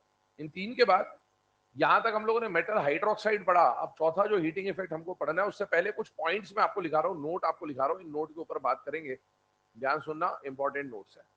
पहला जो पॉइंट है, एक पॉइंट तो हम लोगों ने ऑलरेडी डिस्कस कर लिया कि भैया जो बेरिलियम का कार्बोनेट होता है उसको कहाँ स्टोर किया जाता है बेटा? कार्बन डाइऑक्साइड के एनवायरमेंट में, ठीक है। ऐसे ही हम लोग बात कर रहे हैं दूसरे पॉइंट पे। दूसरा पॉइंट क्या है लिखिएगा, bicarbonates of lithium and group 2, bicarbonates of lithium and group 2 do not exist in solid state. Bicarbonates of lithium and group 2 do not exist in solid state. मतलब लिथियम और ग्रुप 2 के जो bicarbonate होते हैं ना, वो आपको सॉलिड स्टेट में नहीं मिलते। मतलब या तो ये लिक्विड होंगे या ये गैसियस होंगे। याद करिए, कल हम लोगों ने सॉल्युबिलिटी में एक नोट लिखा था। वो नोट ये था कि कार्बोनेट और बाइकार्बोनेट को ग्रुप 1 के साथ छोटा मान लिया जाता है। याद आ रहा है कुछ ऐसा? और वहां पर हमने LiHCO3 नहीं लिखा था। अब देखेंगे, पेज पलटे, वहां पर आप देखेंगे LiHCO3 नहीं लिखा था हमने। और LiHCO3 क्यों नहीं लिखा था? क्योंकि लिथियम का बाइकार्बोनेट, मैंने बोला था solid in liquid solubility, liquid in liquid solubility, इस तरह की बात करी थी। एक्चुअल में लिथियम का बाइकार्बोनेट सॉलिड स्टेट में मिलता ही नहीं है। ये कौन से स्टेट में मिलता है बेटा आपको? लिक्विड या गैसेस। ऐसे ग्रुप 2 जो है ना, ग्रुप 2 भी आपको सॉलिड स्टेट में नहीं मिलेगा। कौन से स्टेट में मिलेगा बेटा? लिक्विड या गैसेस। इसके बाइकार्बोनेट मतलब LiHCO3, BeSCO3 twice, MgSCO3 twice, ये सारे आपको सॉलिड स्टेट में नहीं मिलते। फैक्ट है, याद रखना है। डायरेक्ट क्वेश्चन आ सकता है कि भाई ये जैसे दिखा, ध्यान से देखना, जैसे आपको दिया LiSCO3 लिथियम का बाइकार्बोनेट, NaSCO3 सोडियम का बाइकार्बोनेट, KSCO3 पोटेशियम का बाइकार्बोनेट, RbSCO3 रुबिडियम का बाइकार्बोनेट। अब ये सारे बाइकार्बोनेट, अब आपको बोलेगा इनमें से कौन सॉलिड स्टेट में नहीं करता। अब इसमें आपको पता है तो पता है, वरना बेबस लाचार है, आप कुछ नहीं कर सकते। आपको पता होना चाहिए सॉलिड स्टेट में एग्जिस्ट नहीं करता। चलिए सेकंड नंबर के पॉइंट के ऊपर आते हैं। अभी क्वेश्चन लिखा दूंगा, अभी बस अपन डिस्कशन कर रहे हैं। सेकंड नंबर का पॉइंट जो है उसके ऊपर चलते हैं। सेकंड नंबर का पॉइंट क्या है लिखिएगा, carbonates, sulphates and hydroxides of carbonate, sulfate and hydroxides of sodium, potassium, rubidium and cesium. Carbonate, sulfate and hydroxides of sodium, potassium, rubidium and cesium do not decompose on heating. Carbonate, sulfate and hydroxides of sodium, potassium, rubidium, cesium do not decompose on heating. Do not decompose on heating, but they melt. But they melt. But they melt. ठीक है, अब इस point को समझना ध्यान से बेटा। अभी हम लोगों ने कार्बोनेट की हीटिंग पढ़ ली। मेटल कार्बोनेट को हीट, किसी भी मेटल के कार्बोनेट को हीट करने पर क्या मिलता है? मेटल ऑक्साइड और CO2। अभी हम लोगों ने मेटल के हाइड्रोक्साइड का हीटिंग पढ़ लिया कि किसी भी मेटल के हाइड्रोक्साइड को हीट करने पर क्या मिलेगा? मेटल ऑक्साइड और वाटर। अभी हमने सल्फेट पढ़ा नहीं, पर आगे वो भी पढ़ेंगे, पर तीनों को अभी समझ लेते हैं एक साथ। देखो, अगर आपको मेटल के कार्बोनेट में क्या दे दिया जाए? Na2CO3, तो कायदा क्या बोलता है? किसी भी मेटल कार्बोनेट को हीट करने पर क्या होना चाहिए? मेटल का ऑक्साइड और CO2। पर यहां पर क्या है कि अगर सोडियम का, पोटेशियम का, रुबिडियम और सीजियम में से किसी का कार्बोनेट आ जाए, या किसी का सल्फेट आ जाए, या किसी का हाइड्रोक्साइड आ जाए, ध्यान से देखिएगा, जनरली किसी मेटल का कार्बोनेट हीट करने पर यह मिलता था, हाइड्रोक्साइड हीट करने पर यह मिलता था, सल्फेट हीट करने पर ऐसा कुछ होता था। लेकिन अगर आप सोडियम, पोटेशियम, रुबिडियम, सीजियम के कार्बोनेट, सल्फेट और हाइड्रोक्साइड को हीट करने जाएंगे तो ये डिकम्पोज ही नहीं होता, टूटेगा ही, ये पिघल जाएगा। सॉलिड है, रहेगा Na2CO3 ही, पर हो जाएगा लिक्विड, पर टूटने से मना कर देगा। ठीक है, तो सोडियम, पोटेशियम, रुबिडियम, सीजियम के कार्बोनेट क्या बोलते हैं? टूटेगा नहीं साला। क्या बोलते हैं ये? एक पुष्पा, झुकेगा नहीं साला। ये क्या बोल देते हैं? टूटेगा नहीं, पिघल जाएगा लेकिन टूटेगा नहीं। कौन कौन नहीं टूटेगा? सोडियम, पोटेशियम, रुबिडियम, सीजियम के कार्बोनेट, सल्फेट, हाइड्रोक्साइड टूटेगा नहीं। पिघल जाएगा लेकिन टूटेगा नहीं, मना कर देते, टूटते ही नहीं। इतने पावरफुल लैटिस होते हैं इनके कि ये टूटने से मना कर देते हैं बेटे। तो ये दो पॉइंट अपने को पता होने चाहिए कि लिथियम और ग्रुप 2 के बाइकार्बोनेट आपको सॉलिड स्टेट में नहीं मिलते, और सोडियम, पोटेशियम, रुबिडियम, सीजियम का चाहे कार्बोनेट आए, चाहे सल्फेट आए, चाहे हाइड्रोक्साइड, वो ये रिएक्शंस नहीं दिखाएंगे जो हम पढ़ रहे हैं, तो ये टूटने से मना कर देते हैं। और इसका मतलब है, एक बात बताओ, अगर मैं कोई और कार्बोनेट लूं, जैसे मैंने लिया CaCO3, क्या ये टूट जाएगा? और मैंने लिया Na2CO3, ये नहीं टूटेगा। तो मुझे बताओ, हीट के टुवर्ड्स कौन ज्यादा स्टेबल है? कौन ज्यादा स्टेबल है? ये। टूट नहीं रहा है, मतलब स्टेबिलिटी ज्यादा है।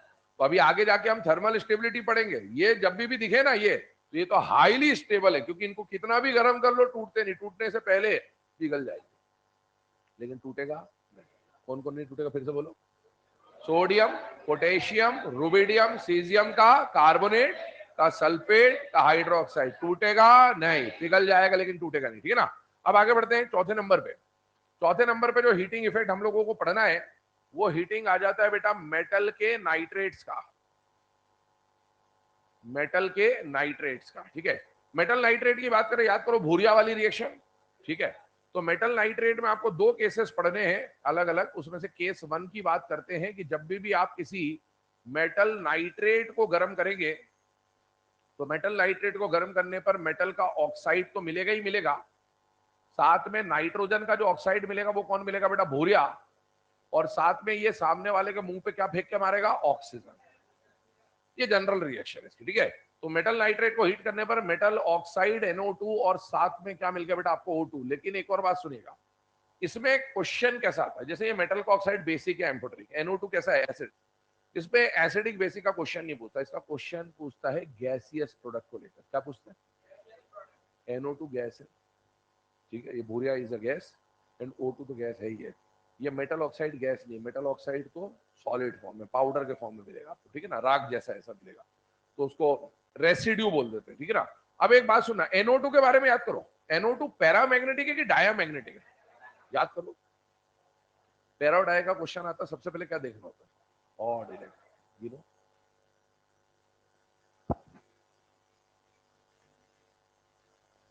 ऑड है मतलब ये पैरा है कि डाया है, para. Odd electron species are always paramagnetic. तो बेटा ये जो NO2 आपको मिल रहा है ना, ये पैरामैग्नेटिक है, ठीक है। और साथ ही साथ NO2 is brown colour gas, Bhuria brown colour की गैस है। अच्छा बताइए, O2 पैरा है या डाया है, हाँ MOT के हिसाब से ये बेटा जो है पैरामैग्नेटिक। एंड कलर्ड है या कलरलेस है, अरे ऑक्सीजन अपने आजू बाजू है, कुछ कलर ऐसे घुसता हुआ दिख रहा है कि नहीं दिख रहा, मतलब कलरलेस ही है ना, ठीक है। हाँ, तो यहाँ पर NO2 की बात करें तो NO2 पैरामैग्नेटिक है, ब्राउन कलर की गैस है, ये पैरामैग्नेटिक है, कलरलेस है। क्वेश्चन क्या बनता है, ध्यान सुनना। Compound on heating gives two gases, both are paramagnetic. क्या ये होगा कि नहीं होगा? A compound on heating gives two gases. One is paramagnetic, another one is also paramagnetic, but one is colored and another one is colorless. क्या ये हो सकता है कि नहीं हो सकता? अब आइए इसके एग्जाम्पल के ऊपर बात करते हैं। अब इसमें एक और केस बनेगा, उसको भी देखते हैं, पर पहले एग्जाम्पल की बात करते हैं। ये देखो इधर PbNO3 ट्वाइस है ना, ये वो क्वेश्चन है, ये वो रिएक्शन है जो आप क्लास टेंथ में आपने पहली बार ब्राउन गैस सुना होता है, भूरिया। और यही रिएक्शन आपको एनसीईआरटी में दे रखी है एक्टिविटी के अंदर। इसको क्या बोलेंगे बेटा, लेड नाइट्रेट। ध्यान से देखो, क्या यहाँ पर एक सिंगल कंपाउंड है या नहीं बेटा, है। एरो पे हीट दे रखा है, जब भी सिंगल कंपाउंड को हीट करोगे मतलब टॉपिक कौन सा चल रहा है, थर्मल डिकम्पोजिशन। और ये मेटल का कार्बोनेट है कि मेटल का बाइकार्बोनेट है कि मेटल का हाइड्रोक्साइड है कि मेटल का नाइट्रेट है, मेटल का नाइट्रेट। तो हमें समझ में आना चाहिए मेटल नाइट्रेट की हीटिंग है। और जब मेटल के किसी भी ऑक्सीजनेटेड सॉल्ट को हीट करोगे तो मेटल का क्या बनेगा, पहले तो ऑक्साइड, और मेटल और ऑक्सीजन के अलावा जो एलिमेंट बचा हुआ होता है उसका भी क्या बनता है, ऑक्साइड। और यहाँ पर नाइट्रोजन का जो ऑक्साइड मिलेगा वो क्या मिलेगा बेटा, भूरिया। और क्या ये नाइट्रेट एक पावरफुल ऑक्सीडाइजिंग एजेंट होता है कि नहीं होता, होता है। तो सामने वाले के मुंह पे क्या फेंक के मारेगा बेटा, ऑक्सीजन। दूसरी बात सुनिएगा, मान लीजिए आपको रिएक्शन में दिया गया LiNO3, क्या ये भी मेटल का नाइट्रेट है कि नहीं है बेटा, है। और मेटल नाइट्रेट को हीट करने पर क्या मिल जाएगा बेटा, मेटल का oxide plus NO2 plus O2। तो ये इसकी रिएक्शन है। लेकिन अब ध्यान सुनना, किस कौन कौन से ऐसे एलिमेंट से जिनके कंपाउंड टूटेगा नहीं, सोडियम, पोटेशियम, रुबिडियम, सीजियम। उनके कौन कौन नहीं टूटेगा, कार्बोनेट, सल्फेट, हाइड्रोक्साइड नहीं टूटेगा। अब उन्हीं चारों का नाइट्रेट जो है ना टूटेगा, लेकिन कुछ अलग तरीके से टूटेगा। टूटेगा लेकिन कुछ अलग तरीके से टूटेगा। आइए उसके ऊपर बात करते हैं। जो सोडियम, पोटेशियम, रुबिडियम और सीजियम के नाइट्रेट है, क्या हो गया उस पर ठीक है, ये टूटेगा लेकिन अलग तरीके से टूटेगा। कैसे टूटेगा, ध्यान सुनना। सोडियम पोटेशियम रुबिडियम सीजियम के जो नाइट्रेट है ना, इसके लिए दो तरह की हीटिंग होती है। एक तो लो टेम्परेचर पे इसको गर्म कर दें, और एक हाई टेम्परेचर पे खौलते हुए तापमान पे इसको गर्म कर दिया जाए, ठीक है। तो एक तो हल्का फुल्का गर्माहट दे दिया और एक बिल्कुल चकाचक गर्मी दे दी इसको, ठीक है। हाँ, अब जब इसको लो टेम्परेचर पे हीट करते हैं तो ध्यान सुनना, दो तरह की डिकम्पोजिशन होते हैं, एक पार्शियल और एक कंप्लीट। पार्शियल मतलब कम टेम्परेचर में बताओ पूरी तरह से टूट जाएगा, हल्का फुल्का टूटेगा, और हाई में पूरी तरह से। जब पार्शियल डिकम्पोजिशन होगा ना, तो पार्शियल डिकम्पोजिशन में जैसे बड़ा भाई छोटा भाई रिएक्शन में पहले हल्का टूटा फिर और टूट सकता था, वैसे यहां पर भी जब लो टेम्परेचर दोगे तो पार्शियल डिकम्पोजिशन होगा, और जब भी पार्शियल डिकम्पोजिशन होगा तो आपको बड़ा भाई छोटा भाई रिएक्शन मिलेगी। कौन सी रिएक्शन मिलेगी? बड़ा भाई। अब उसका बड़ा भाई छोटा भाई कार्बोनेट बाई कार्बोनेट था, नाइट्रेट का छोटा भाई कौन मिलेगा? नाइट्राइट।